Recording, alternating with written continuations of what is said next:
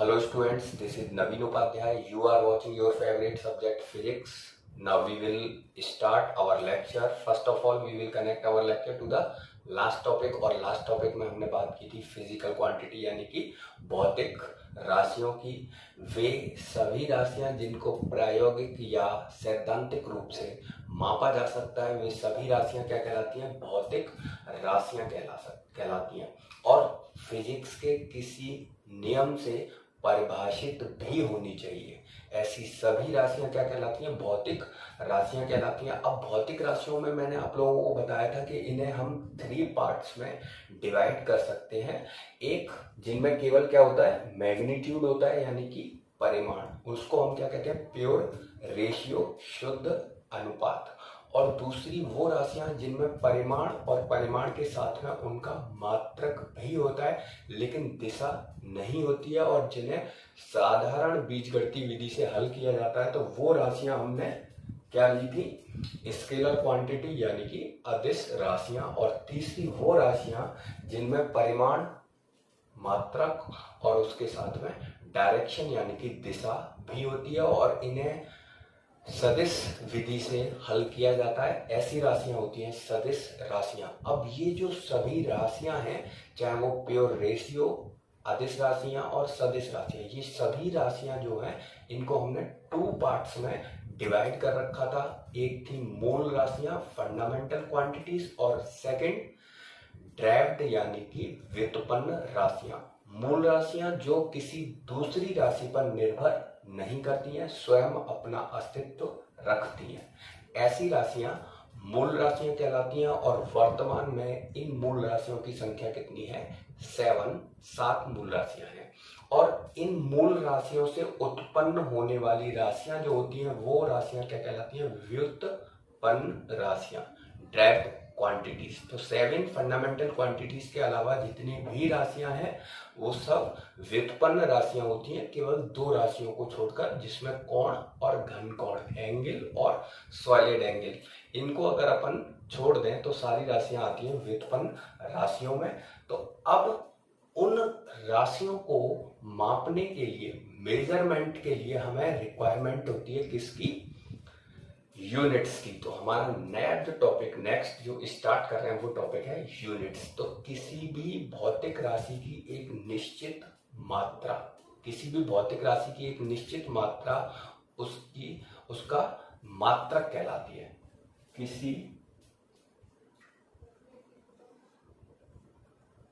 भौतिक राशि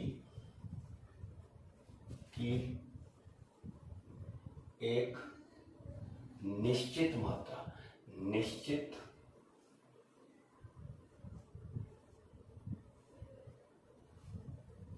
सीमित वास्तविक, निश्चित सीमित और वास्तविक मात्रा उस राशि का मात्रक कहलाती है। उस राशि का क्या कहलाती है? मात्रक कहलाती है। जैसे आप लोगों ने देखा कि पुराने टाइम में किसी भी भौतिक राशि को मेजर करने के लिए उसकी एक निश्चित मात्रा हम काम में लेते थे। जैसे लेंथ को यूज करने के लिए पुराने टाइम में हम क्या करते थे? पहले ओल्ड हिस्ट्री अगर अपन उठा के देखेंगे तो किसी रस्सी या किसी धागे या कपड़े की जो लंबाई थी वो हम कैसे नाप देते थे? हाथ से नाप देते थे। लेकिन अलग अलग लोगों के हाथ की लंबाई अलग अलग होती थी, तो वहाँ प्रॉब्लम्स आने लग गई। तो उस प्रॉब्लम को सॉर्ट आउट करने के लिए एक मेटलिक रॉड का प्रयोग किया जाता था, एक छड़, धात्विक छड़ का, और उसको फिर नाम दिया गया गज। आज भी हम मार्केट में जब कपड़ा लेने जाते हैं तो वो जो दुकान वाला है उस कपड़े को कैसे मेटलिक रॉड से यानी कि गज से माप कर देता है ना। ऐसे ही पुराने टाइम में अगर आप लोग देखोगे तो कोई भी तरल पदार्थ मापने के लिए हम बर्तनों का प्रयोग करते थे। जैसे किसी से गिलास से नाप के हमने कोई तरल यूज ले लिया काम कम है ना। जैसे हमने तेल हमारे यहाँ खत्म हो गया, ऑयल, और हमने अपने पड़ोसी के यहाँ से 1 गिलास ऑयल ले लिया।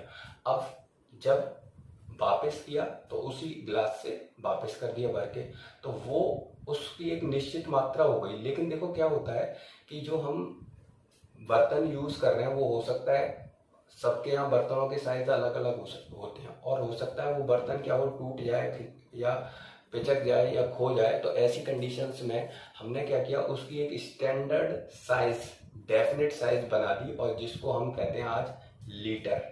और लीटर का हम यूज करते हैं तरल की मात्रा, कैपेसिटी मापने के लिए, है ना। ऐसे टाइम को मेजर करने के लिए ओल्ड टाइम में, ओल्ड हिस्ट्री अगर अपन उठा के देखेंगे तो जो सन है, इसकी लाइट, सूर्य के प्रकाश से हैंड की जो शैडो बनती थी, छाया जो बनती थी, उससे हम टाइम का पता लगाते थे।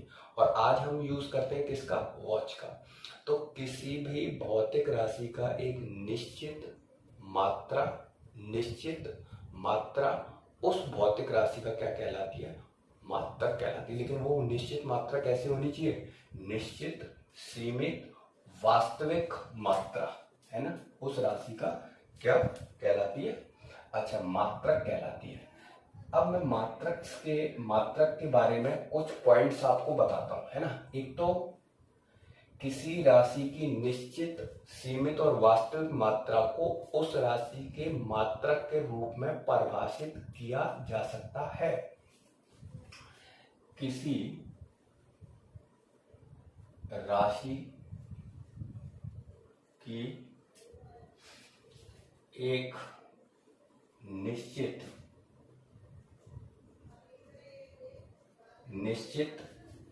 सीमित, वास्तविक मात्रा को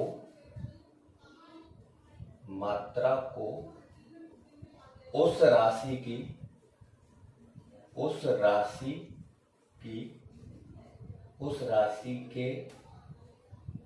मात्रक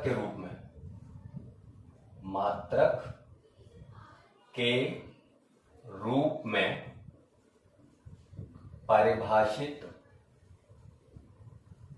परिभाषित किया जा सकता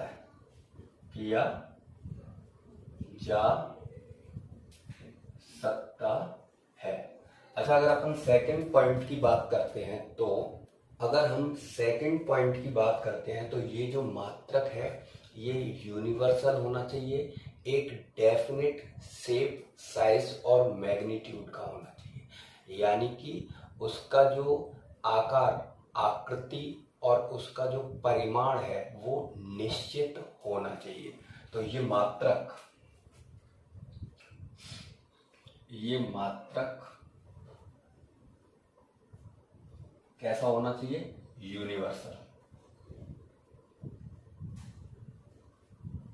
यूनिवर्सल यानी कि सार्वत्रिक, यूनिवर्सल यानी कि यूनिवर्सल एंड डेफिनेट शेप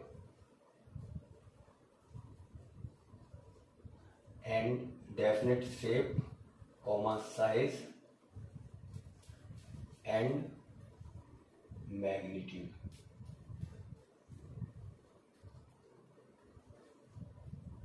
जिसको अपन क्या कहेंगे, यूनिवर्सल यानी कि सार्वत्रिक, निश्चित आकार, आकृति व परिमाण, आकार, आकृति व परिमाण का होना चाहिए। ठीक है। अच्छा, थर्ड पॉइंट की अगर हम बात करते हैं तो ये जो मात्रक है ये ताप, दाब व समय के साथ परिवर्तित नहीं होना चाहिए। ये मात्रक ताप, दाब व समय के साथ क्या नहीं होना चाहिए, परिवर्तित नहीं होना चाहिए, नहीं होना चाहिए। अच्छा, अब ये जो मात्रक हैं इनका हम प्रयोग कर रहे हैं भौतिक राशियों के मापन के लिए। और भौतिक राशियां हमने कितने पार्ट्स में डिवाइड कर रखी थी, 2 पार्ट्स में। कौन कौन से, मूल राशियां और व्युत्पन्न राशियां। तो मात्रकों को भी हम सामान्यतः कितने भागों में बांट सकते हैं, 2 भागों में।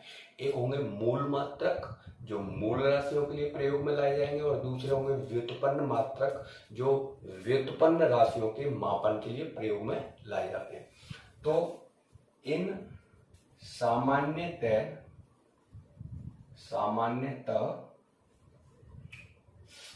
इन मात्रकों को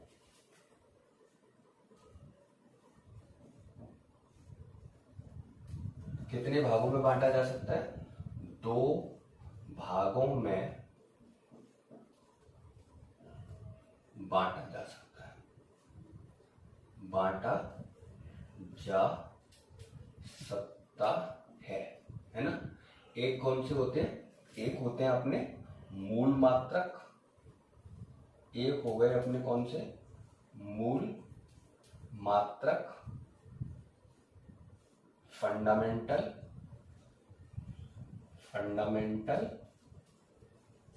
यूनिट्स, ठीक है। और दूसरे हो गए अपने कौन से, व्युत्पन्न मात्रक यानी कि ड्राइव्ड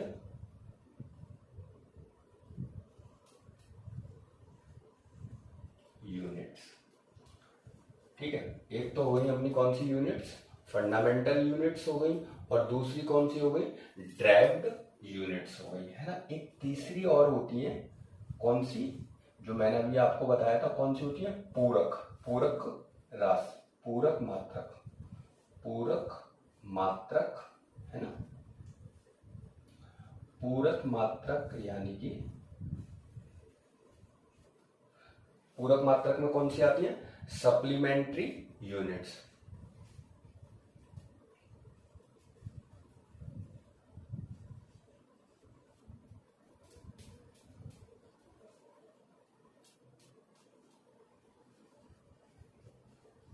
ठीक है। अच्छा, तो एक कॉमन लाइन हम तीनों के लिए काम में ले रहे हैं। जैसे मैंने अभी बताया, मूल राशियों के मापन के लिए मूल मात्रक और व्युत्पन्न राशियों के मापन के लिए व्युत्पन्न मात्रक की आवश्यकता होती है। एक कॉमन लाइन ले रहे हैं तीनों के लिए, क्या, मूल राशियों के मापन के लिए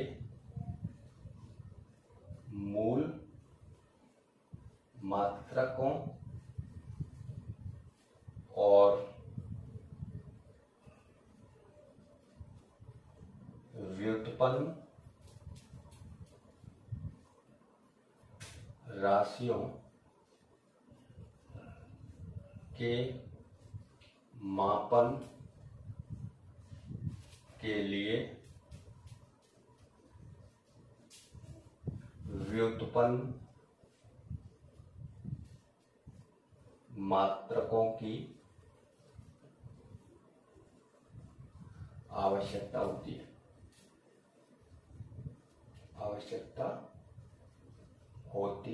है, ठीक है। तो अब मैं पेज चेंज करता हूं, तो आप एक बार इसको स्क्रीनशॉट लो इसका और फिर नोट्स प्रिपेयर करो, आगे बढ़ाते हैं इसे। तो मूल मात्रक, तो 7 मूल राशियों को मापने के लिए 7 अलग अलग मूल मात्रकों की आवश्यकता होती है ना। 7 राशियों के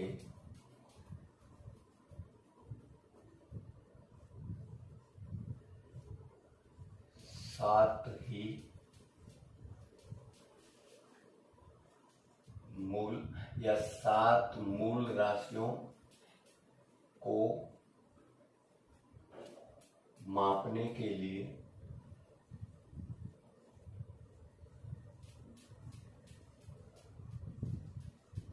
सात ही मूल मात्रकों की आवश्यकता होती है। 7 ही मूल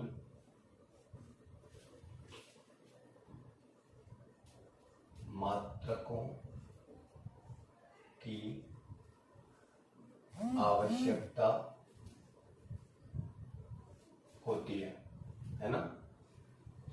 अब वो 7 जो मूल राशियां हैं, अगर मैं उनकी बात करता हूं तो लंबाई है ना, द्रव्यमान, समय,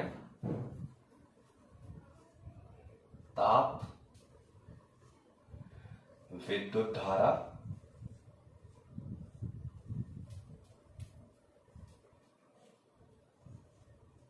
प्रकाश की तीव्रता और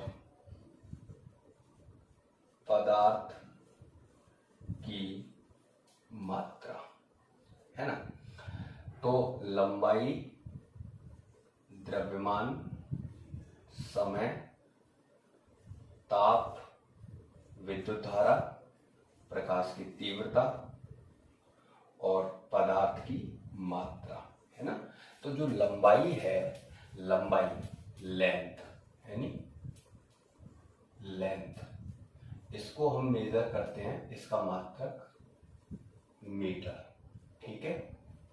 अच्छा, द्रव्यमान मास, इसको हम मेजर करते हैं केजी यानी कि किलोग्राम, ओके।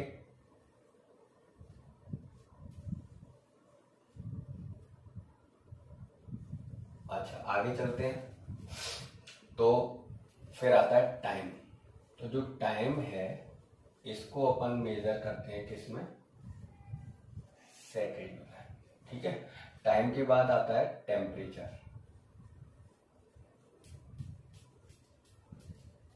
तो टेम्परेचर इसको हम मेजर करते हैं किसमें, केल्विन में, ओके। अच्छा, विद्युत धारा, इलेक्ट्रिक करंट, इलेक्ट्रिक करंट को एम्पियर में, और इंटेंसिटी या ल्यूमिनस इंटेंसिटी,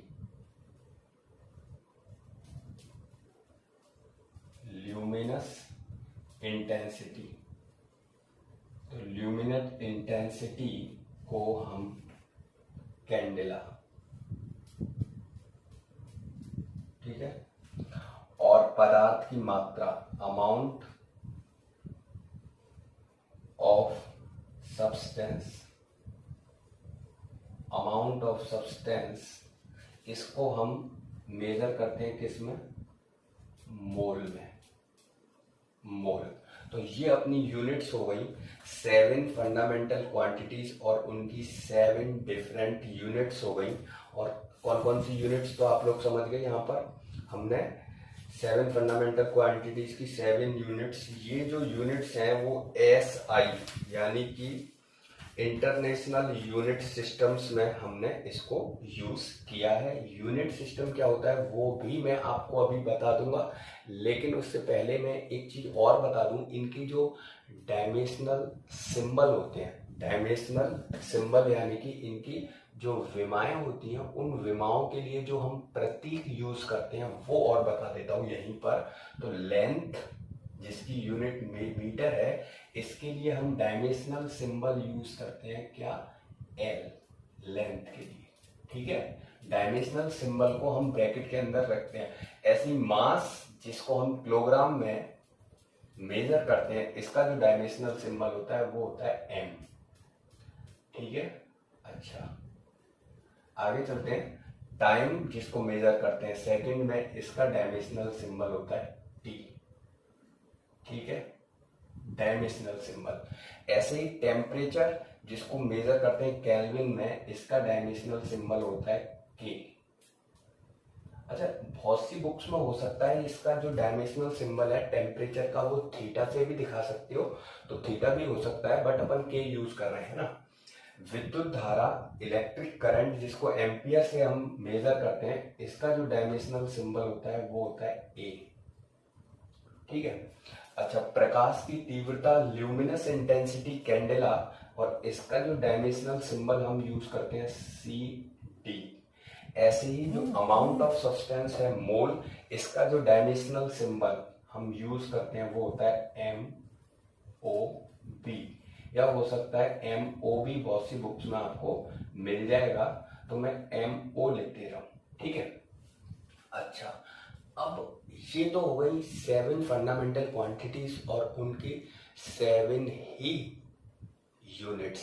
अब इन यूनिट्स के अलावा जितनी भी यूनिट्स हैं, 2 यूनिट्स को छोड़ के वो सब आती है किसमें, ड्राइव्ड यूनिट्स यानी कि व्युत्पन्न राशियों में। तो कुछ मैं व्युत्पन्न राशियां भी आपको बता देता हूं और उनके मात्रक। ठीक है, तो इसको आप स्क्रीनशॉट लें इसका। तो हम बात कर रहे थे 7 फंडामेंटल क्वांटिटीज की 7 यूनिट्स, और इन 7 यूनिट्स के अलावा व्युत्पन्न राशियों के मापन के लिए जिन मात्रकों का प्रयोग करते हैं वो होते हैं व्युत्पन्न मात्रक, है ना। व्युत्पन्न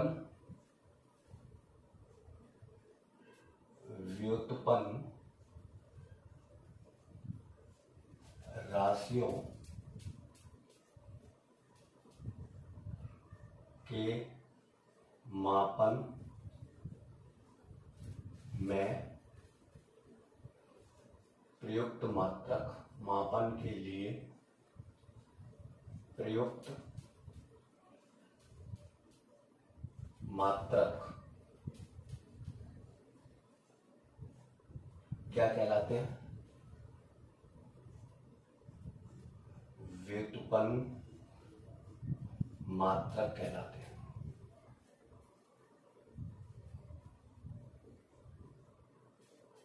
अर्थात हम ये भी कह सकते हैं मूल मात्रकों से उत्पन्न, अर्थात मूल मात्रकों से उत्पन्न मात्रकों को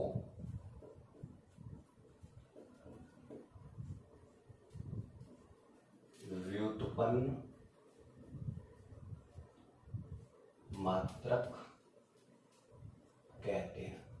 ओके, अब एक आध व्युत्पन्न मात्रक देखते हैं कैसे। जैसे क्षेत्रफल है, तो क्षेत्रफल जो है लंबाई गुणा चौड़ाई।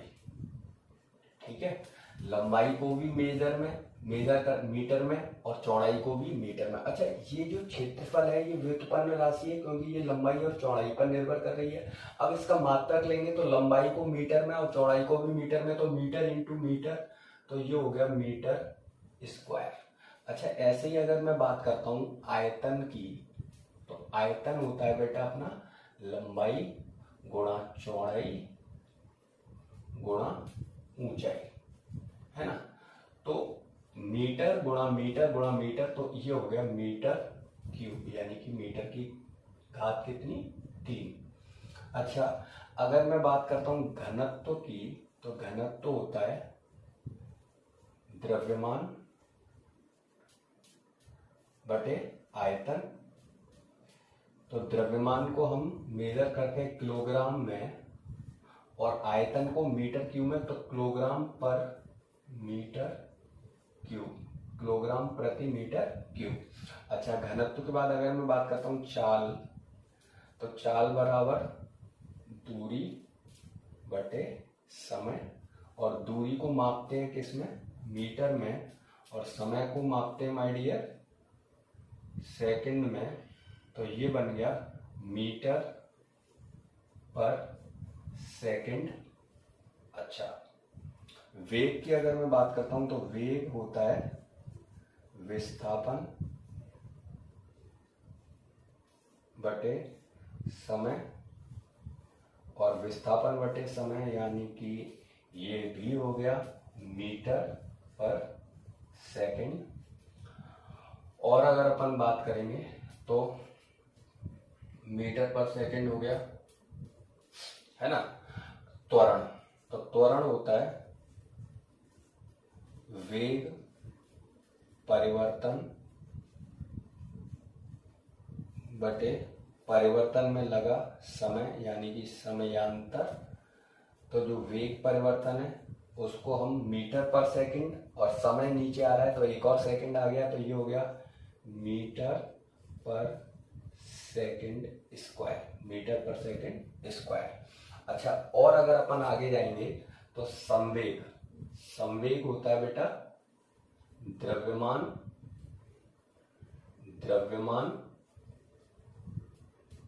गुणा वेग, और द्रव्यमान को हम मेजर करते हैं किसमें, किलोग्राम में, और ये मीटर पर सेकंड, तो इसकी यूनिट हो गई kilogram into metre per second. अच्छा, संवेग के बाद अगर मैं बल की बात करता हूं तो बल होता है द्रव्यमान गुणा त्वरण। बल होता है द्रव्यमान गुणा त्वरण, है ना। तो जो बल का जो मात्रक है, अच्छा इसको एक बार दोबारा से लिख दे रहा हूं, ये है मात्रक kilogram into metre per second, है ना।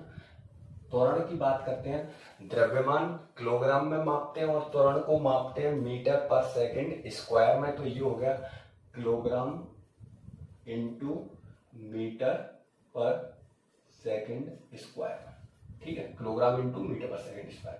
अच्छा, एक और होता है आवेग। आवेग क्या होता है, आवेग वैसे तो संवेग में परिवर्तन के बराबर होता है, यानी कि बल, इसको हम, अच्छा एक चीज और बता दूं आपको, इसका जो बल का जो मात्रक है kilogram into metre per second square, ये इसका व्युत्पन्न मात्रक है। इस kilogram into metre per second square को हम एक और नाम से जानते हैं, और वो होता है न्यूटन, ठीक है, न्यूटन भी बोल सकते हैं इसको। अच्छा, ऐसे ही अभी मैं बात कर रहा था किस चीज की, आवेग की। आवेग क्या होता है, बल गुणा समय, बल गुणा उसमें लगा समय, तो न्यूटन इंटू सेकेंड, है ना, न्यूटन इंटू सेकेंड।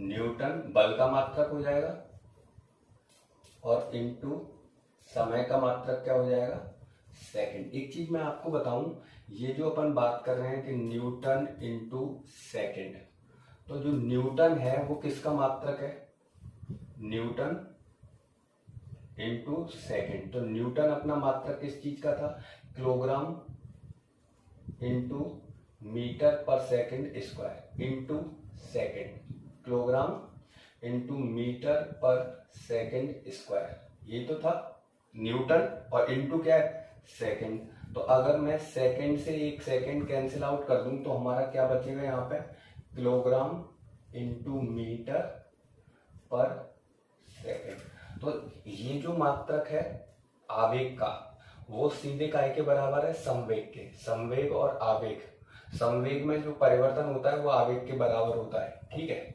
अच्छा, एक और मैं आपको बता देता हूँ, कार्य। कार्य क्या होता है, बल गुणा विस्थापन, ठीक है। तो जो बल है उसका मात्रक क्या होता है my dear, newton, newton into विस्थापन को काय में मापते हैं, मीटर में, तो न्यूटन इंटू मीटर। अच्छा, इसको भी हम जूल, न्यूटन मीटर होता है, जूल जो होता है वो होता है, अच्छा यहाँ लिख दे रहा हूँ, न्यूटन इंटू मीटर, इसको हम लिखते हैं क्या, जूल। अच्छा, इसका जो व्युत्पन्न मात्रक है, अगर व्युत्पन्न मात्रक देखोगे इसका, तो वो आएगा क्या, जूल, जिसको हम लिख रहे हैं kilogram into metre square per second square, kilogram into metre square प्रति सेकंड स्क्वायर। ठीक है, तो ये इसका व्युत्पन्न मात्रक हो जाएगा, ये इसका ऐसा ही मात्रक हो जाएगा, जूल। और अब अगर मैं बात करता हूँ किसकी, एक और मैं आपको बता देता हूँ, शक्ति। शक्ति जो होती है वो कार्य करने की दर होती है, कार्य और उसमें लगा समय। तो जो कार्य अभी मैं बता रहा था, कार्य को हम किस में मेजर करते हैं, जूल में, ठीक है, और अपॉन समय को सेकंड में, तो इसका जो मात्रक आता है वाट। ओके, तो ये मैकेनिक्स के, यांत्रिकी में प्रयुक्त होने वाले कुछ व्युत्पन्न राशियां और उनके व्युत्पन्न मात्रक। ओके, आगे मैं आपको बताता हूं पूरक राशियां और पूरक मात्रकों के बारे में। तो सप्लीमेंट्री यूनिट्स क्या होती हैं, ऐसी राशियां जिनका कोई व्युत्पन्न मात्रक प्राप्त नहीं होता है, उन राशियों को हम अलग से मात्रक देते हैं और उनको ही हम बोलते हैं पूरक मात्रक, और वो राशियां होती हैं पूरक राशियां। तो कौन कौन सी वो राशियां हैं, अगर हम बात करते हैं कोण की, तो मैंने आपको बताया था कोण जो है वो होता है चाप बटे त्रिज्या, है ना। अगर हम इसकी व्युत्पन्न मात्रक की बात करते हैं, तो हम चाप जो है इसको मीटर में मेजर करते हैं, लंबाई है, और त्रिज्या जो है इसको भी हम मीटर में मेजर करते हैं, तो इसका व्युत्पन्न मात्रक नहीं आता है।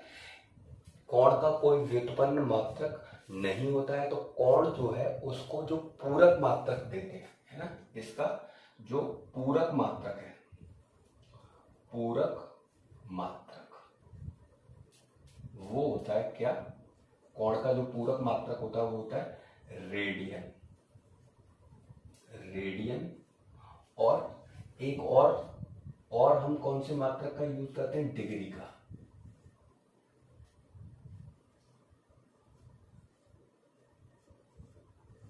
ठीक है, रेडियन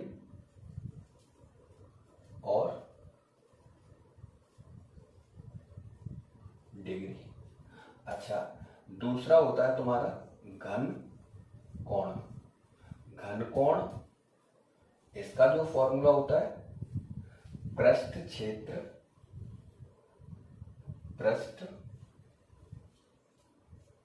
क्षेत्रफल अपॉन उसकी त्रिज्या का वर्ग, है ना, तो त्रिज्या स्क्वायर। तो इसका अगर हम यूनिट की बात करते हैं, इसकी व्युत्पन्न राशि की, तो मीटर स्क्वायर क्षेत्रफल है और नीचे मीटर स्क्वायर, तो ये भी कितना आ गया, 1। तो इसका जो पूरक मात्रक है, पूरक मात्रक इसका जो लेते हैं हम, वो होता है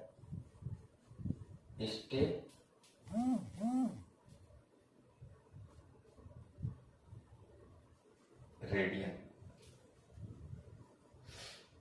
ओके, तो रेडियन, और दूसरा हो गया कौन सा अपना, रेडियन। तो ये दोनों जो मात्रक हैं वो कौन से हैं, सप्लीमेंट्री हो गए, है ना, रेडियन हो गया और रेडियन हो गया। तो पूरक मात्रक रेडियन और रेडियन, हिंदी में भी लिख दे रहा हूँ इसको, रेडियन। तो इसकी इसको डेफिनेशन डिफाइन करेंगे अगर इसको, तो क्या कहेंगे, वे राशियां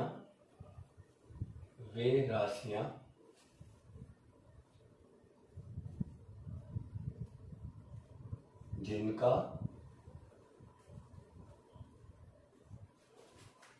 कोई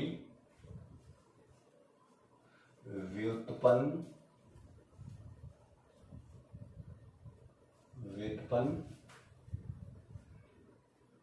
मात्रक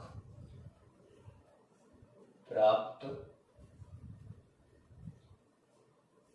नहीं, जिनका कोई व्युत्पन्न मात्रक प्राप्त नहीं होता है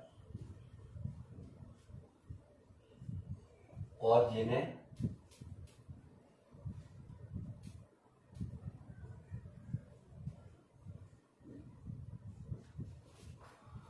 अलग से मात्रक दिया जाता है,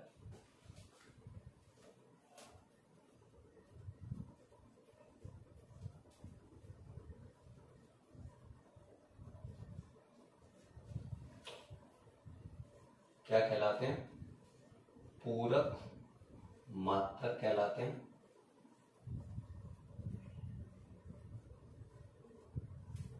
ऐसी दो ही राशियां हैं। ऐसी कितनी राशियां? ऐसी दो ही राशियां हैं, एक कोण और दूसरी घन कोण। ओके, तो माय डियर, ये जो टॉपिक है इसको हम यहीं पे एंड करेंगे, क्योंकि वीडियो लेंथी होता जा रहा है और हमने बात की थी 25 to 30 मिनट्स के वीडियो की। तो नेक्स्ट वीडियो जो हम लेंगे वो डायमेंशंस यानी कि विमाएं, और विमाएं क्या होती हैं और विमाओं की एप्लीकेशंस। ठीक है, तो मिलते हैं नेक्स्ट वीडियो में, तब तक के लिए धन्यवाद। आप इसका स्क्रीनशॉट लें और नोट्स प्रिपेयर करें। मिलते हैं तब तक नेक्स्ट वीडियो में। धन्यवाद, नमस्कार।